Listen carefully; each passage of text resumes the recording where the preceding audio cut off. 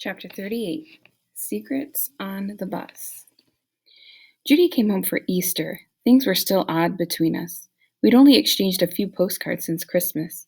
I did an extra thorough job cleaning up my room the night before she arrived, just in case she wanted to be roommates again.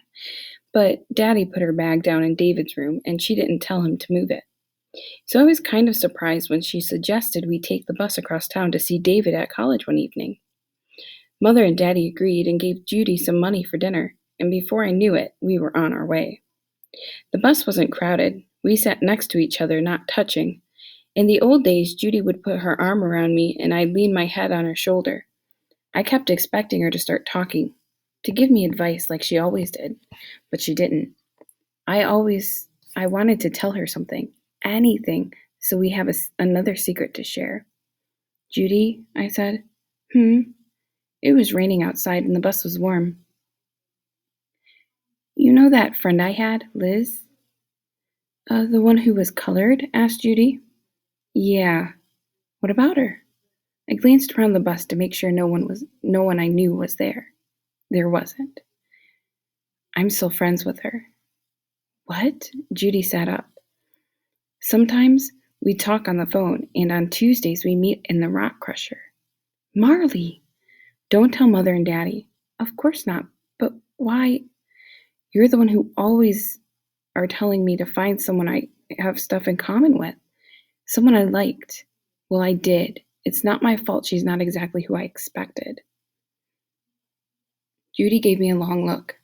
Before she could say anything else, the bus reached our stop, and we stumbled out into the rain. David was waiting for us. Hey, sis. 1, hey, sis 2, he said. Long time no see. I ran over and gave him a hug. We went to a cafeteria near his dorm. I ordered fried chicken and chocolate pudding and pecan pie, and no one said a word about me not selecting a single vegetable. It didn't take long before David was talking about the high schools being closed. Most of the displaced white students have found somewhere to go to school, like 90% or so. Not red, I said. That's his choice, said David. His parents could totally afford to send him to private school, but 50% of the colored students haven't been to school at all. Where did you learn all this? Asked Judy. Meetings. What kind of meetings? There are a couple of colored students here now. I talked to one and I work for the WEC, I said. That's the Women's Emergency Committee to open our schools. I know, said David. Daddy told me. That's how I got the idea. One of my friends knows a professor at Philander Smith. That's a Negro college in town. We all got together for a meeting at the house of one of the professors. He served us wine and everything. Anyway, everyone's in a tizzy over Act 10. What's that? Asked Judy. It's a new law requiring all state employees to turn in a list of all the organizations they belong to. It has to be notarized and everything. So, said David, the governor and his friends are going to use those lists to fire anyone they suspect of being an integrationist. But I thought people were allowed to associate with anybody they wanted, long as the group wasn't doing anything illegal, I said. Exactly, said David.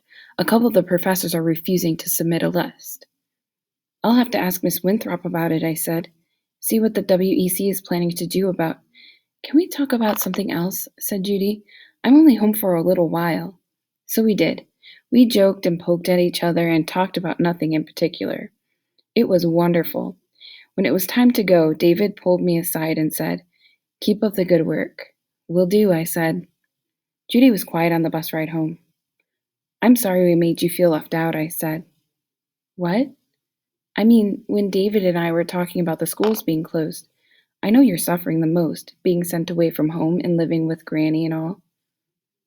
I tried to think of something positive. But at least you have Robert. I bet you spend a lot of time with him. Judy picked up a thread on her skirt. He broke up with me. I'm sorry, I said. When? Last week. He asked me to give back his jacket and everything. Oh, Judy, that's awful. She started to sniffle and I patted her on the back like she was a lost puppy. He wanted to give it to Lou Ann. Silent tears started rolling down her cheeks like the rain on the windows of the bus. Is this a good time to tell you I always thought he was kind of goofy looking? Judy snorted. And he smiled like a raccoon, I added. Judy hiccuped as she tried not to laugh. See, Marley, she managed finally, you always know what to say to make me feel better. You're the older one. I thought that was your job, I said. Shut up, she said. Sometimes it's good to have a sister. Chapter 39, Robes in the Closet.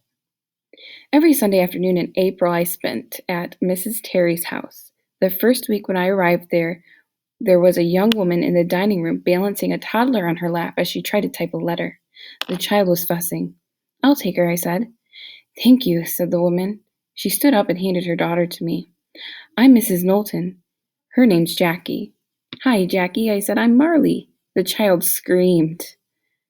I'll take her back, sighed Mrs. Knowlton. No, let me try something. I scooped up Jackie under her arms and spun her around in a circle, just like my father used to do with me. Jackie was so surprised she stopped crying. I stopped spinning. More, more, she cried. I started spinning again. Jackie laughed. Hey, Miss Winthrop, called Miss Knowlton. Miss Winthrop poked her head in the room. Got any more volunteers like her? She said, pointing at me. 'Cause if you do, we'll have these schools open by next week. Jackie and I kept spinning, spinning until we fell down, laughing in a heap.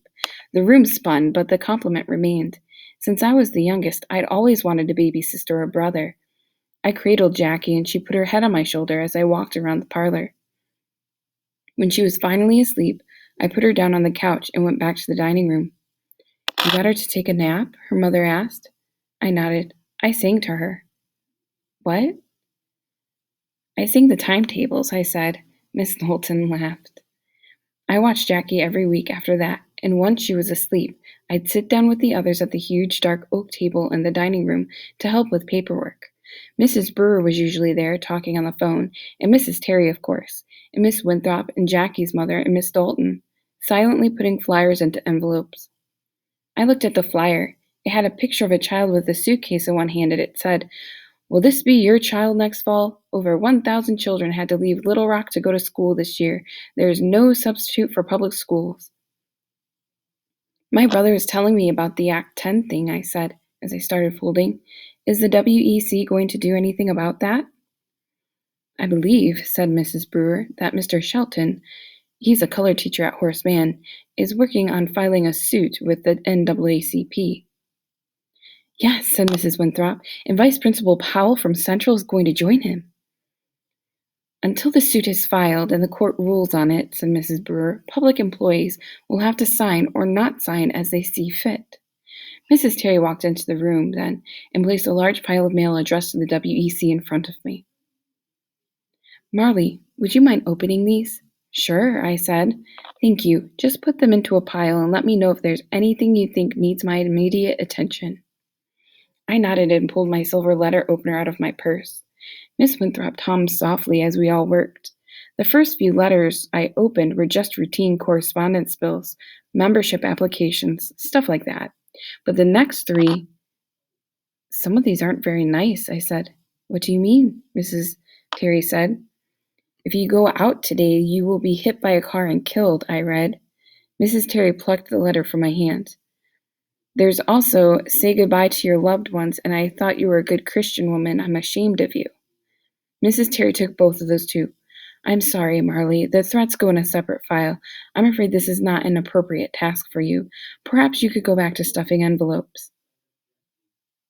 Miss Winthrop took over the mail opening duties, and we all went back to work, but no one hummed anymore.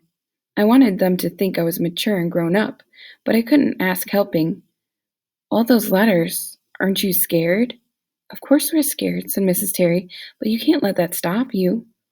It's like the phone calls, said Mrs. Brewer. The first one is awful, but by the 100th, well, you hope those people are all you just talk. You hope those people are all just talk. What is it your husband does again when he gets the calls? Asked Miss Winthrop. Oh, he sometimes reads them poetry, or he starts talking to them in French, or singing an aria from an opera. Mr. Brewer has quite a good voice.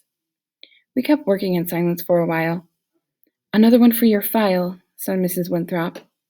I glanced at the letter before anyone could stop me.